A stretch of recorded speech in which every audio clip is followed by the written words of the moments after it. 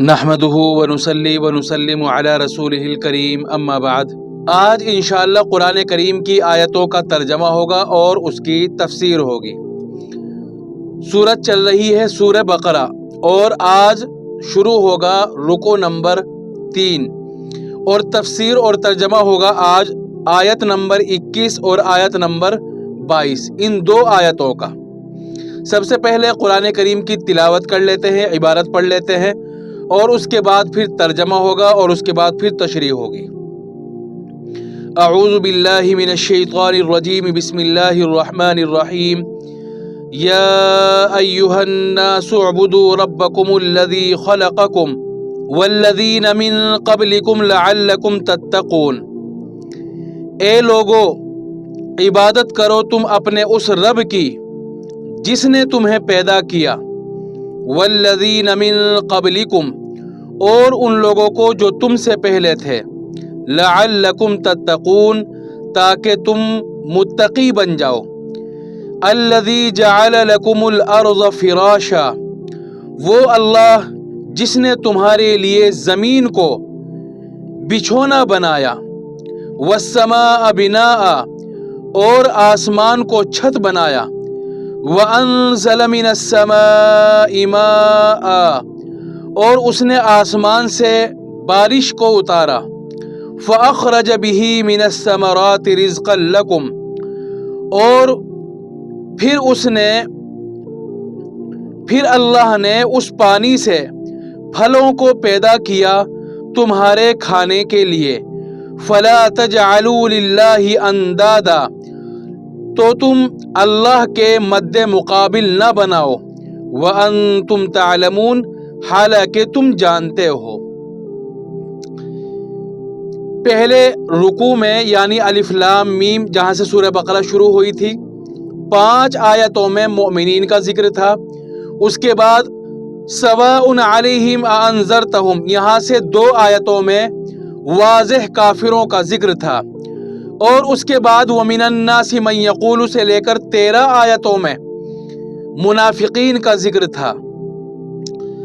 اب چونکہ انسان 3 ہی طرح کے ہوتے ہیں، یا تو کافر ہوگا، یا منافق ہوگا، یا متقین ہوگا، مسلمان ہوگا۔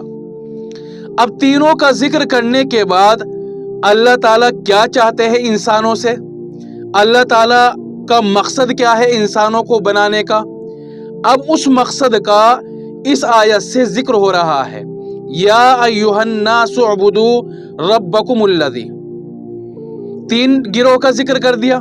اس کے بعد اب اللہ تعالیٰ اپنے اصلی مقصد کی طرف آئے کہ اللہ تعالیٰ انسانوں سے کیا چاہتے ہیں۔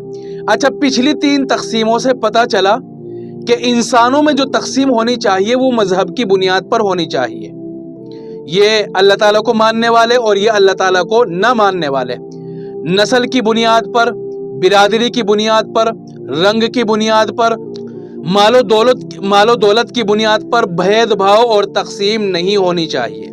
اللہ تعالیٰ نے ان آیتوں میں یا ایھا الناس اعبدوا سے لے کر اور 2 آیتوں میں اپنے اصلی مقصد کو بیان کیا۔ پہلے 3 طرح کے گروہوں کو بیان کر دیا، 3 گروہوں کو بیان کرنے کے بعد اب اپنے اصلی مقصد کو بیان کر رہے ہیں۔ کیا کہا؟ اے لوگو، اپنے اس رب کی عبادت کرو جس نے تمہیں پیدا کیا اور جس نے تمہارے سے پہلے لوگوں کو پیدا کیا، جس نے تمہارے لیے زمین کو رہنے کے لیے بچھونا بنا دیا، آسمان کو چھت بنا دیا، اور جس نے آسمان سے بارش برسا کر اس سے غلہ جات کو پیدا کیا، پھل فروٹ کو پیدا کیا۔ لہٰذا جب اللہ تعالیٰ نے تمہارے لیے یہ سب کیا تو تم اللہ تعالیٰ کے ساتھ کسی کو شریک نہ کرو۔ تو اللہ نے اس میں اپنی عبادت کی دعوت دی ہے ان آیتوں میں، اور شرک سے بچنے کا حکم دیا ہے، توحید کا حکم دیا، اپنی عبادت کا حکم دیا۔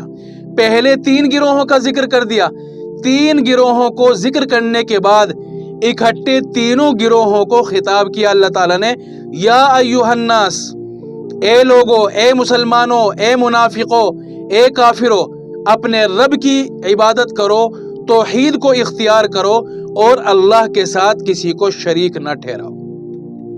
کیونکہ اس کائنات کو جو موجود کیا، پیدا کیا اللہ نے، انسانوں کو پیدا کیا، قرآن کو اتارا، پیغمبروں کو اتارا، اور جو یہ کائنات کا سسٹم چل رہا ہے، نظام چل رہا ہے، یہ سارا کا سارا اللہ کی عبادت ہی کے لیے تو ہے کہ ساری چیزیں انسانوں کی ضرورت پیدا کرے گی اور انسان اللہ کی عبادت کرے گا، توحید کو اختیار کرے گا، شرک سے بچے گا۔ اللہ تعالیٰ نے کیا خطاب کہا؟ یا ایھا الناس، اے لوگوں کا مطلب چاہے وہ مومن ہو، چاہے کافر ہو، چاہے منافق ہو، اعبدوا ربکم، اپنے اس رب کی عبادت کرو جس نے تمہیں پیدا کیا۔ عبادت کسے کہتے ہیں؟ عبادت کہتے ہیں پوری طاقت کے ساتھ اللہ کی فرما برداری کرنا، خوف اور عظمت کو دل میں رکھتے ہوئے گناہوں سے بچنا، یہ عبادت کہلاتا ہے۔ یہاں عبادت کا مطلب الگ الگ ہو جائے گا، کیونکہ میں نے بتلا دیا یا ایھا الناس کا خطاب عام ہے، مومنین کو، منافقین کو، کافروں کو، لیکن تینوں کے حق میں اعبدو کا مطلب الگ الگ ہوگا۔ متقین کے حق میں اس کا مطلب کیا ہوگا؟ اعبدو، گناہوں سے بچو، کامل ایمان میں داخل ہو جاؤ۔ اور کافروں کے حق میں اس کا مطلب ہوگا اعبدو کا، ایمان لے آؤ اور کفر اور شرک کو چھوڑ دو۔ منافقین کے حق میں اعبدو کا مطلب ہوگا کہ نفاق کو چھوڑ کر خالص اللہ پر ایمان لے آؤ۔ تو اعبدو کا مطلب تینوں کے حق میں الگ الگ ہے۔ آگے کیا فرمایا؟ ربکم، اپنے اس رب کی عبادت کرو۔ یہاں اللہ تعالیٰ اپنی اور دوسری صفات بھی لا سکتے تھے، رحمان، رحیم، کریم، غفار، یا اسی طرح جبار، دوسرا کوئی نام بھی لا سکتے تھے، لیکن اللہ نے کیا کہا؟ ربکم۔ رب کہتے ہیں پالنے والے کو، پرورش کرنے والے کو۔ اللہ نے یہاں انسان کو جھنجھوڑا ہے کہ جو میں تمہیں اپنی عبادت کی طرف حکم دے رہا ہوں، اس کی وجہ یہ ہے کہ میں تمہارا رب ہوں، اور ایک عبادت، اطاعت، وہ صرف رب کی ہونی چاہیے، اور رب میں ہوں یعنی اللہ ہے۔ تو یہ انسان کو جھنجھوڑ کر رکھ دیا ہے، کیونکہ اگر انسان اپنی عقل کا استعمال کرے اور وہ غور و فکر کرے تو اس کے سامنے یہ بات بالکل واضح ہو جائے گی کہ اس کو جو پالنے والا ہے، اس کی پرورش کرنے والا ہے، اس کو کھلانے پلانے والا ہے، وہی عبادت کے حقدار ہے۔ جن کے سامنے میں سجدہ کرتا ہوں، بت، مٹی، پتھر یا قبر، مزار، جن کے سامنے میں سجدہ کرتا ہوں، پیشانی رکھتا ہوں، نہ تو یہ مجھے کھلاتے ہیں، نہ یہ مجھے پلاتے ہیں، نہ انہوں نے میری پرورش کی، نہ یہ مجھے زندہ رکھتے ہیں، نہ یہ میری موت کے مالک ہے، تو جب ان کے ساتھ میرا کچھ نہیں جڑا ہوا تو میں ان کی عبادت کیوں کروں؟ عبادت تو اس کی ہونی چاہیے جو میرا رب ہے، پالنے والا ہے۔ لیکن جتنے بھی یہ مزاروں پر ہے، دوسروں کے سامنے سجدہ کرنے والے ہیں، یہ وہی ہے جو اپنی عقل کا پورا استعمال نہیں کرتے، ورنہ وہ بھی جانتے ہیں یار یہ مٹی ہے، پتھر ہے اور کچھ بھی نہیں ہے، مرا ہوا انسان ہے، یہ ہماری کیا مدد کر سکتا ہے۔ تو اپنے اس رب کی جس نے تمہیں پیدا کیا، الذی خلقکم، جس نے تمہیں پیدا کیا، والذین من قبلکم، اور تم سے پہلے لوگوں کو پیدا کیا، لعلکم تتقون، تاکہ تم پرہیزگار بن جاؤ۔ لعلکم تتقون کا مطلب ہے پرہیزگار بن جاؤ، یعنی اگر تم عبادت کرو گے تو اس کے تمہیں دو فائدے ہوں گے۔ تتقون، تم دنیا میں گمراہی سے بچ جاؤ گے، اور تتقون، تم آخرت میں عذاب سے بچ جاؤ گے۔ تو تتقون کے اندر دونوں شامل ہے، دنیاوی کامیابی بھی اور آخرت والی کامیابی بھی۔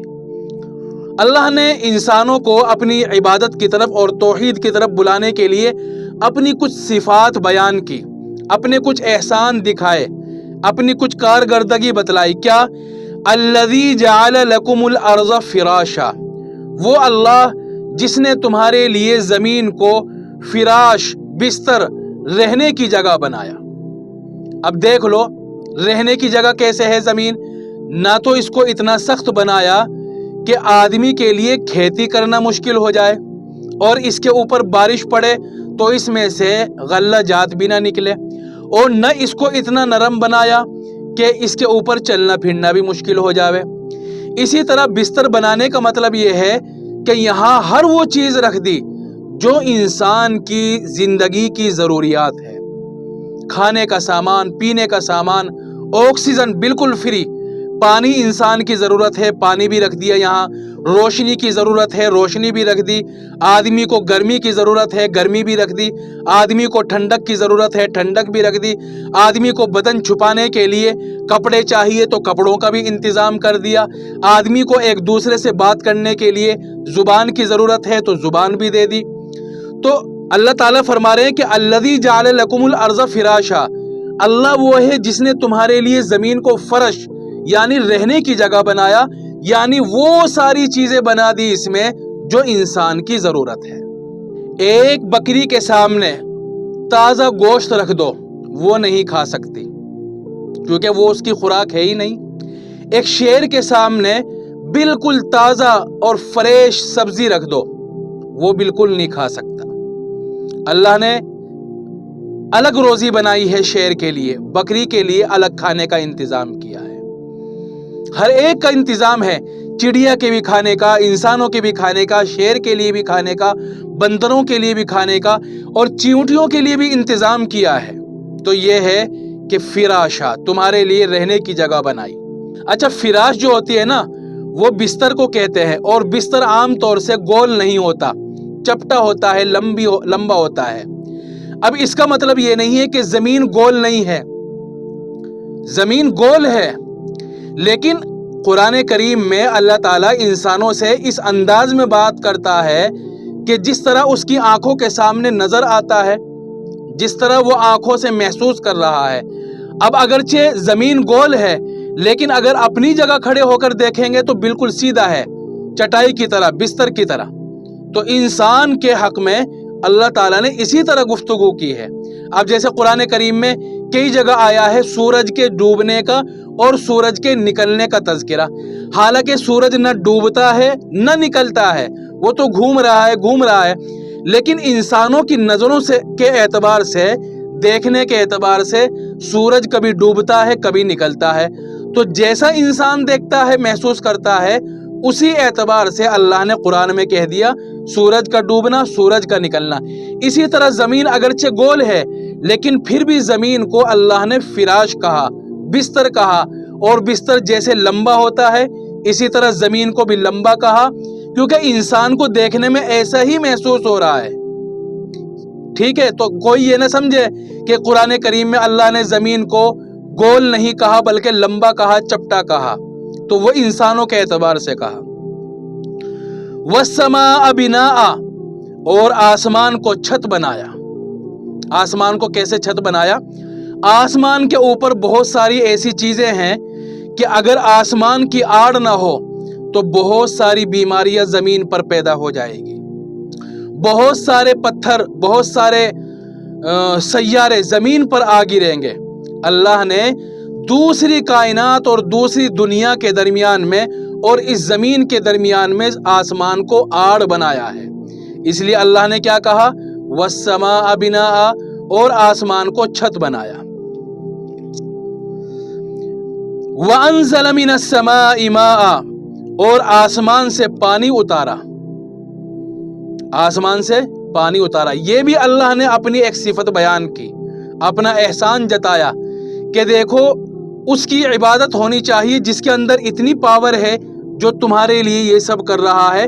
یہ عبادت کے لائق وہ ہے جو یہ سب نہیں کر سکتا، جس نے تمہیں پیدا نہیں کیا، جس نے تمہارے لیے پانی کو نہیں برسایا، جس نے تمہارے لیے زمین کو نہیں بنایا، وہ عبادت کے قابل ہے، یا میں عبادت کے قابل ہوں جس نے یہ سب چیزیں بنائی ہے؟ تو اللہ تعالیٰ اپنے احسان کو بتا رہا ہے اور کچھ اپنی صفات کو بیان کر رہا ہے۔ وَأَنزَلَ مِنَ السَّمَاءِ مَاءً، اور آسمان سے پانی برسایا۔ آسمان سے کیوں کہا؟ بارش تو جو ہے بادلوں سے آتی ہے نہ کہ آسمان سے۔ اصل میں عربی اصطلاح میں بھی، محاورے میں اور اردو محاورے میں بھی ہر اوپر سے آنے والی چیزوں کو آسمان کی طرف منسوب کر دیتے ہیں۔ تو اگر یہاں اللہ تعالیٰ نے اگرچہ آسمان سے کہا تو اس کا مطلب یہ نہیں کہ آسمان سے ہی آتی ہے، اس کا مطلب یہ ہے کہ اوپر سے آ رہی ہے، اور اوپر سے آنے والی چیزوں کو آسمان کی طرف منسوب کر دیا جاتا ہے۔ ورنہ قرآن کریم میں کئی جگہ ہے کہ جہاں اللہ نے ذکر کیا کہ اللہ نے بارش کو بادلوں سے برسایا، اَأَنتُمْ أَنزَلْتُمُوهُ مِنَ الْمُزْنِ أَمْ نَحْنُ الْمُنزِلُونَ، اور اسی طرح دوسری جگہوں پر ہے کہ اللہ نے فرمایا کہ ہم نے بادلوں سے بارش کو برسایا۔ اب یہاں اس محاورے کو سمجھانے کے لیے میں کہہ دیتا ہوں، جیسے دھند ہوتی ہے نا، دھند اندھیرا ہوتا ہے، تو کیا کہتے ہیں، یار آسمان پر آج تو بڑا اندھیرا ہے، آج تو دھند ہے بڑی آسمان میں، تو آسمان کی طرف اردو محاورے میں بھی کہہ دیتے ہیں اور اونچی چیز کو، حالانکہ جو بارش ہو رہی ہے، جو دھند ہو رہی ہے، جو اندھیرا ہو رہا ہے، وہ آسمان میں تھوڑا ہی ہے، آسمان سے نیچے ہے، لیکن اوپر ہونے کی وجہ سے اس کو آسمان کی طرف منسوب کر دیا۔ اسی طرح اللہ نے یہاں بارش اوپر آنے کی وجہ سے بارش کو آسمان کی طرف منسوب کر دیا، ورنہ آتی ہے بادلوں سے ہی۔ وَأَنزَلَ مِنَ السَّمَاءِ مَاءً، اور آسمان سے پانی اتارا، فَأَخْرَجَ بِهِ مِنَ الثَّمَرَاتِ رِزْقًا لَكُمْ، پھر اس بارش کے واسطے سے، بِهِ میں ہی ضمیر کا مرجع بارش کے ذریعے سے پھلوں کو پیدا کیا تمہارے کھانے کے لیے، تمہارے رزق کے طور پر۔ یہاں اللہ نے پہلے اپنی عبادت کا ذکر کیا، اپنے مقصد کا، کہ مقصد کیا ہے میرا، میں کیا چاہتا ہوں تم سے، اور اس کے بعد اپنی کچھ صفات بیان کی ہے لوگوں کو متوجہ کرانے کے لیے، لوگوں کو اندر سے جھنجھوڑنے کے لیے، لوگوں کے دل کے پردے کھولنے کے لیے۔ کون کون سی صفت بیان کی ہے؟ الذی خلقکم، تمہیں پیدا کیا، پہلی صفت۔ من قبلکم، تم سے پہلے لوگوں کو پیدا کیا۔ جعل لکم الارض فراشا، زمین کو بستر اور رہنے کے لیے بنایا۔ والسماء بناء، اور آسمان کو چھت بنایا۔ وانزل من السماء ماء، آسمان سے بارش برسائی، 5 ہو گئے۔ فاخرج به من الثمرات رزقا لکم، پھر زمین سے غلہ نکالا اور کھانے پینے کی چیزیں نکالی۔ یہ 6 صفات بیان کی اللہ نے۔ یہ کیوں بیان کی ہے؟ جیسے جب کسی کو سمجھاتے ہیں اور اس کی بات سمجھ میں نہیں آتی تو اس کے اوپر اپنا احسان دکھاتے ہیں، تو اس کے سامنے کچھ ایسی باتیں بیان کرتے ہیں جس سے وہ نرم پڑ جائے، اور اس کے اوپر اپنے احسان کو ذکر کرتے ہیں، کیا میں نے تمہارے لیے ایسا نہیں کیا؟ پھر بتاؤ تم میرے ساتھ ایسا کیوں کر رہے؟ اس دن تمہیں وہاں پیسوں کی ضرورت تھی، تمہیں پیسے میں نے دیے۔ تمہیں اس دن ایک آدمی کی ضرورت تھی، کوئی تمہارے ساتھ کھڑے ہونے کے لیے تیار نہیں تھا، میں ہوا تمہارے ساتھ کھڑا۔ تو آدمی ان باتوں کو سن کر پھر تھوڑا سا اس کی آنکھ کھلتی ہے، اس کی بات سمجھ میں آتی ہے، ہاں کہ یار اصل تو میرا محسن یہی ہے، اور میرے سے محبت کرنے والا اصل تو یہی ہے، میرا مددگار تو یہی ہے، دوسروں نے مجھے بہکا دیا تھا۔ تو کبھی کبھی کچھ احسانوں کو ذکر کیا جاتا ہے سامنے والے کی آنکھوں کو کھولنے کے لیے۔ اسی طرح اللہ نے یہاں اپنی 6 صفات کا اور احسانوں کا ذکر کیا تاکہ اس کی بات سمجھ میں آ جائے کہ تم در در کی ٹھوکریں کھاتے ہو، ادھر ادھر پیشانی رکھتے ہو، کبھی اس کی پوجا کرتے ہو، اب اس کے پیچھے پڑ جاتے ہو، اس کے پیچھے پڑ جاتے ہو، حالانکہ تم بھی یہ بھی جانتے ہو کہ نہ اس نے مجھے پیدا کیا، نہ یہ بارش برسا سکتا ہے، نہ اس نے میرے لیے زمین سے غلہ اگایا، نہ میرے لیے اس نے کچھ پیدا کیا، تو پھر عبادت کیوں کر رہا ہے اس کی؟ تو اس سے آدمی کی بات جلدی سمجھ میں آ جاتی ہے۔ اس لیے اللہ تعالیٰ نے یہ 6 احسان اپنے ذکر کر کے پھر کیا کہا؟ فَلَا تَجْعَلُوا لِلَّهِ أَنْدَادًا وَأَنْتُمْ تَعْلَمُونَ، جب تمہیں بات معلوم ہو گئی کہ سارے کے سارے کام کرنے والا میں ہوں، فَلَا تَجْعَلُوا لِلَّهِ أَنْدَادًا، تو تم میرے مد مقابل نہ بناؤ، میرے ساتھ کسی کو شریک نہ ٹھہراؤ۔ اللہ تعالیٰ کے یہاں شرک کا معاملہ بہت سخت ہے، اور رسول اللہ صلی اللہ علیہ وسلم نے بھی بڑی سختی کے ساتھ شرک کے شائبے کو بھی ختم کرنے کی کوشش کی ہے۔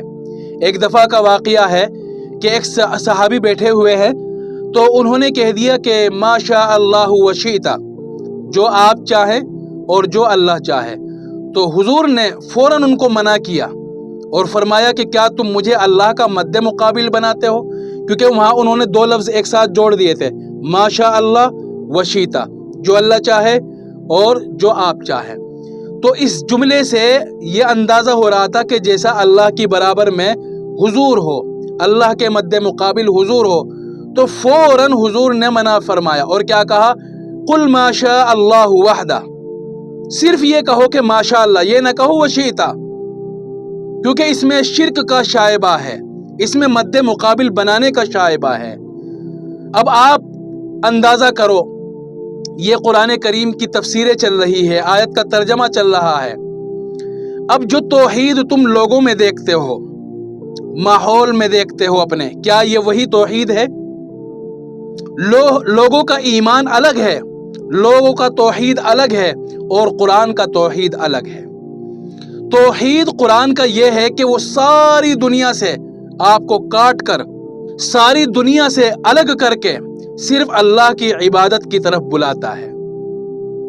لیکن لوگوں کو دیکھو، وہ یہ کہتے ہیں کہ نہیں، ہم موحد ہیں، ہم توحید والے ہیں، ہم تو قبر والوں کی جو پرستش کرتے ہیں، سجدہ کرتے ہیں، وہ تو سجدہ تعظیمی ہے۔ ہم تو دوسرے پیر کے سامنے جو سر رکھتے ہیں وہ تو عطائی ہے، ذاتی نہیں ہے، فلانا دماغ کا، اتنی تفصیل کریں گے۔ ابے بھائی، جو عبادت ہے وہ عبادت ہے۔ اگر تم گوبر کا نام حلوہ، حلوے کا نام گوبر رکھ دو گے تو نام رکھنے سے چیز نہیں بدلے گی، گوبر گوبر ہی رہے گا، حلوہ حلوہ ہی رہے گا۔ جب سجدہ اور عبادت اللہ کے ساتھ خاص ہے تو یہ سجدہ چاہے آپ قبر پر کرو، چاہے اس کو عطائی اور ذاتی کی تفصیل میں ڈال کر کرو، چاہے تعظیمی اور غیر تعظیمی کی تفصیل میں لے جا کر سجدہ کرو، سجدہ سجدہ رہے گا، عبادت عبادت رہے گی، سجدہ صرف اللہ کے ساتھ خاص ہے۔ کتنی ہی تفصیل کر لو، یہ توحید نہیں ہے۔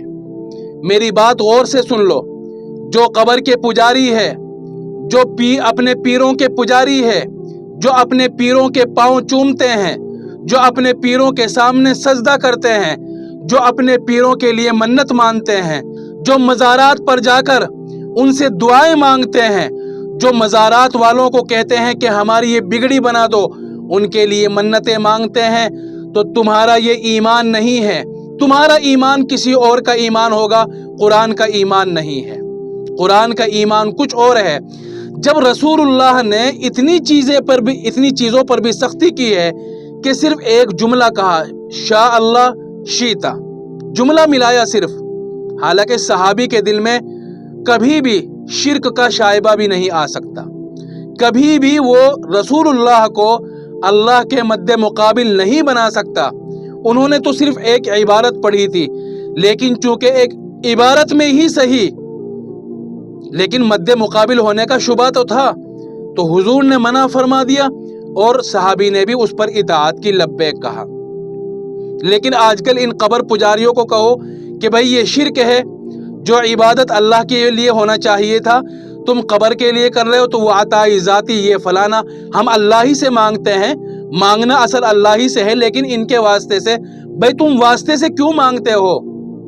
کیا اللہ تعالیٰ اتنا کمزور ہے کہ اس کو واسطے کی ضرورت پڑے؟ کیا اللہ تعالیٰ کی صفت قدیر نہیں ہے، علیم نہیں ہے، علیم بذات الصدور نہیں ہے، تو واسطوں کی ضرورت کیوں پڑ رہی ہے آپ کو؟ جس واسطے کو تم واسطہ بنا رہے ہو وہ تو اللہ سے ڈائریکٹ مانگا کرتا تھا۔ خواجہ معین الدین چشتی کو تم واسطہ بناتے ہو، خواجہ معین الدین چشتی تو ڈائریکٹ اللہ کی عبادت کیا کرتے تھے۔ پوری زندگی میں خواجہ صاحب کی یہ بتلا دو کہ انہوں نے کس قبر کے سامنے سجدہ کیا۔ تو آج کل کا ایمان الگ ہے اور قرآن کا ایمان الگ ہے۔ اچھا، یہاں اللہ تعالیٰ نے ایک اور بات بتا دوں، کیا کہا؟ الذی خلقکم والذین من قبلکم لعلکم تتقون الذی جعل لکم الارض فراشا والسماء بناء، تمہیں بھی پیدا کرنے والا، زمین کو بھی پیدا کرنے والا، آسمان کو بھی پیدا کرنے والا اللہ ہے۔ آج کل ایک وہ نظریہ چل رہا ہے کہ یہ دنیا خود بخود وجود میں آئی ہے۔ ایک یوٹیوبر ہے دھرو راٹھی، ایک بیچارہ مخلص آدمی ہے، شریف آدمی ہے اور دل کا بھی صاف ہے۔ اس کی ویڈیو میں نے دیکھی ہے، اس کی ویڈیو میں نے دیکھی ابھی پیچھے وائرل ہوئی تھی، اس میں پوری تفصیل سے بتایا اس نے کہ کس طرح ایک دھماکہ ہوا اور اس میں انسان پیدا ہوتا چلا گیا، بنتا چلا گیا، یہ کائنات بن گئی۔ یہی بات ہے اہل اسلام میں اور غیر مسلموں میں۔ جن لوگوں کے پاس قرآن نہیں ہے وہ ڈھونڈ رہے ہیں، تلاش کر رہے ہیں کہ دنیا کیسے بنی، آسمان کیسے بنا۔ مسلمانوں کو ڈھونڈنے کی ضرورت نہیں ہے، وہ بالکل پرسکون ہے، ان کو اپنا دماغ خرچ کرنے کی ضرورت نہیں ہے، ان کو زیادہ تحقیق میں پڑھنے کی ضرورت نہیں ہے، کیونکہ اس سوال کا جواب ان کے پاس قرآن کریم میں ہے۔ الذی جعل لکم الارض فراشا والسماء بناء۔ یہ لوگ کہتے ہیں کہ زمین اور کائنات خود بخود پیدا ہو گئی۔ بھئی اگر یہ خود بخود پیدا ہو گئی تو اس کی کاپی کر کے دکھاؤ، کیونکہ جو چیز خود بخود وجود میں آ جاتی ہے اس کی کاپی کرنا تو آسان ہوتا ہے، تو کاپی کر کے دکھاؤ۔ اور کچھ لوگ یہ کہتے ہیں کہ جو انرجی ہے، بجلی ہے، انرجی ہے، اس میں دھماکہ ہوا اور اس نے دوسری چیز کو وجود بخشا۔ یہ بتلائیے کہ جب سے سائنس کا وجود ہوا کبھی کسی انرجی نے کسی دوسری چیز کو پیدا کیا؟ کبھی نہیں کیا۔ انسانوں نے ہی انرجی کو توڑ مروڑ کر کے یہ چیز بنائی، وہ چیز بنائی، انسانوں تو بنائی ہے، لیکن خود انرجی نے اپنے آپ کو بنایا ہو یا انرجی نے دوسری چیز کو بنایا ہو، اس کی کوئی دلیل آج تک کسی کے پاس موجود نہیں ہے۔ بھئی آپ ایک ہی چیز لے لو، صرف موبائل، چھوٹی سی چیز ہے موبائل، ایک قلم لے لو، کہ کوئی انسان اس بات کو ماننے کے لیے تیار نہیں ہے کہ یہ خود بخود بن سکتا ہے، لیکن پوری کائنات کے بارے میں پتہ نہیں ایک انسان کیسے مطمئن ہو گیا کہ وہ خود بخود پیدا ہو گئی ہے۔ ہم خود بخود ماننے کے اس وقت قائل ہوں گے جب آپ کسی مادے کے لیے یہ ثابت کر دے کہ اس نے خود کو پیدا کیا یا اس مادے نے، اس انرجی نے کسی دوسری چیز کو پیدا کیا۔ بھئی اگر انرجی اپنے آپ کو یا دوسری چیز کو پیدا کر سکتی ہے اور اس نے اتنی بڑی کائنات کو بنا دیا، تو آج کچھ کیوں نہیں کر سکتی انرجی؟ اب تو انرجی پہلے سے زیادہ ہے، اب تو طاقت پہلے سے زیادہ ہے، اب تو مادیت پہلے سے زیادہ ہے، سائنس اور ٹیکنالوجی پہلے سے زیادہ ہے، تو اب تو انرجی اور چیز بنا سکتی ہے، تو اب کیوں نہیں بناتی وہ خود بخود؟ اس کے پیچھے انسان کی محنت ہوتی ہے، انرجی کچھ بناتی ہے، لیکن اگر اس کے پیچھے انسان کا شعور نہیں ہوتا تو انرجی آج کل کچھ نہیں بنا سکتی۔ بنا کر دکھائیے۔ جب ہمارے سامنے انرجی ہے تب تو اس نے بنائی نہیں، اور جب انسان تھا ہی نہیں اس وقت کے بارے میں دعویٰ کرتے ہیں کہ انرجی نے ایسا کر دیا۔ یہ انسانی عقل کے خلاف ہے۔ تو بہرحال یہ تھا آیتوں کا ترجمہ اور اس کی تشریح۔ یہ غور کرنے کی ضرورت ہے کہ اللہ تعالیٰ اور قرآن کریم توحید کے معاملے میں کتنا سخت ہے اور کتنا واضح ہے۔ توحید قرآن کا الگ ہے اور عام لوگوں کا الگ توحید ہے۔ ایک دفعہ پھر ترجمہ دیکھ لیجئے۔ اے لوگو، عبادت کرو تم اپنے اس رب کی جس نے تمہیں پیدا کیا اور جس نے تم سے پہلے لوگوں کو پیدا کیا تاکہ تم پرہیزگار بن جاؤ۔ اللہ وہ ہے جس نے تمہارے لیے زمین کو بچھونا بنایا اور آسمان کو چھت بنایا اور آسمان سے بارش برسائی، پھر اس کے ذریعے سے غلہ جات کو پیدا کیا تمہارے کھانے کے لیے۔ فَلَا تَجْعَلُوا لِلَّهِ أَنْدَادًا، تو تم اللہ کا مد مقابل نہ بناؤ، وَأَنْتُمْ تَعْلَمُونَ، حالانکہ تم جانتے ہو۔ اللہ تعالی ہم سب کو عمل کرنے کی توفیق عطا فرمائے۔